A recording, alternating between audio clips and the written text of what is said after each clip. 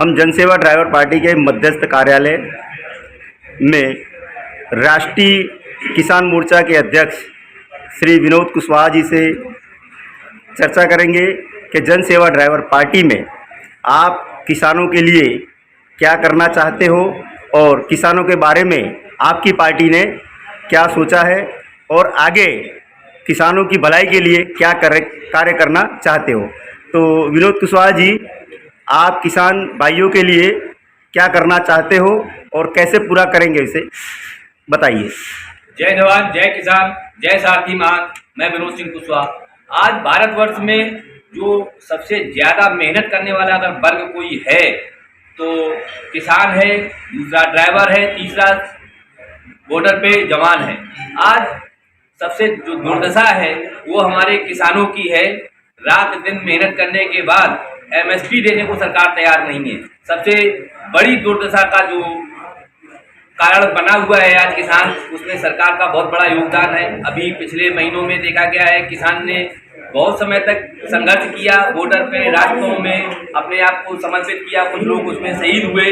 तो हम ऐसी सरकार के खिलाफ में हैं और जन सेवा ड्राइवर पार्टी के माध्यम से हम किसानों को एक आश्वासन, एक उम्मीद रखते हैं कि हम जब पार्टी में अपना मुकाम हासिल करेंगे तो किसानों का ही पहले हित देखेंगे, जिसमें सबसे पहले एमएसपी होगा।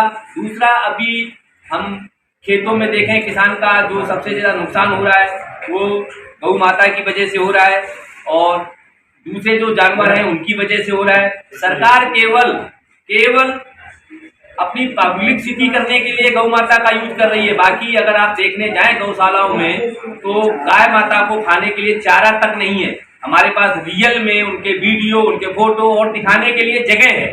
चलो हम दिखाते हैं, आप अपनी आंखों से देखें। और उसकी हम जब शिकायत करते हैं तो कोई अधिकारी सुनने को तैयार नहीं है। प्रधान ऐसा बताता है कि हमारे पास पैसे ही नहीं है, 30 रुपए 40 रुपए में हम क्या गाय को खिलाएं, क्या हम खाएं। तो कुल मिला के कहने के मतलब है केवल वोट के लिए राजनीति भारतवर्ष में हो रही है।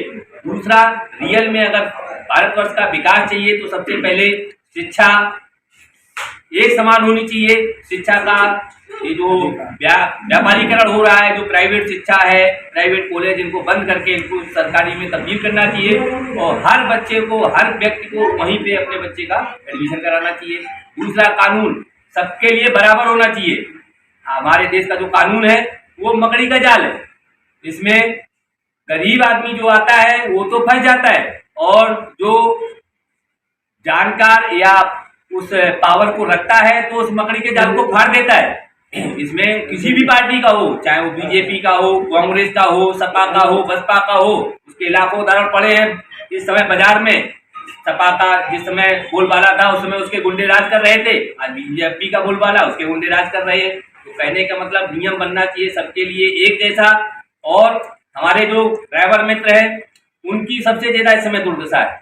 उन 50 लाख की, 1 करोड़ की गाड़ी तक बस लेके चल रहे हैं, पर कहीं पे भी होमगार्ड, पुलिस डिपार्टमेंट, आरटीओ लूटने के लिए ही खड़े, केवल लूट मचा रखी है। और मैं कल का एक उदाहरण देता हूँ, कानपुर बस जा रही थी, उसमें एक कागज की पीयूसी की कमी होने की वजह से कम नहीं तो 6 घंटा गाड़ी को रोक के रखा और 5000 रुपये दलाली का ले लिया, गाड़ी को छोड़ दिया। इस तरीके की दलाली चल रही है जिसको हम लोग बखूबी जानते हैं, समझते हैं और इसी पे हम लोग काम करेंगे। इस तरीके की जो दादागिरी या इस तरीके की जो वसूली हो रही है इसको बंद कराएंगे।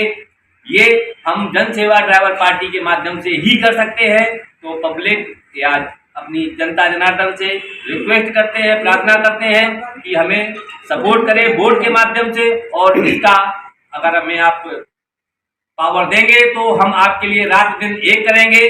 जय हिंद, जय जवान, जय किसान। बहुत बहुत धन्यवाद विनोद जी। आपने आपके जो विचार जनता के सामने रखे हैं और जनता का जो दुख आपने प्रकट किया है, जो ड्राइवरों का दुख है, जो किसानों का दुख है, आप बहुत ही जल्द अगर आपकी पार्टी सत्ता में आती है तो जो भी तकलीफें जनता को हो रही है, किसान भाइयों को हो रही है, ड्राइवर भाइयों की हो रही है, आप उसे दूर करने का आपकी पार्टी के माध्यम से पूरा प्रयास करेंगे। बहुत बहुत धन्यवाद आपका। ड्राइवरों का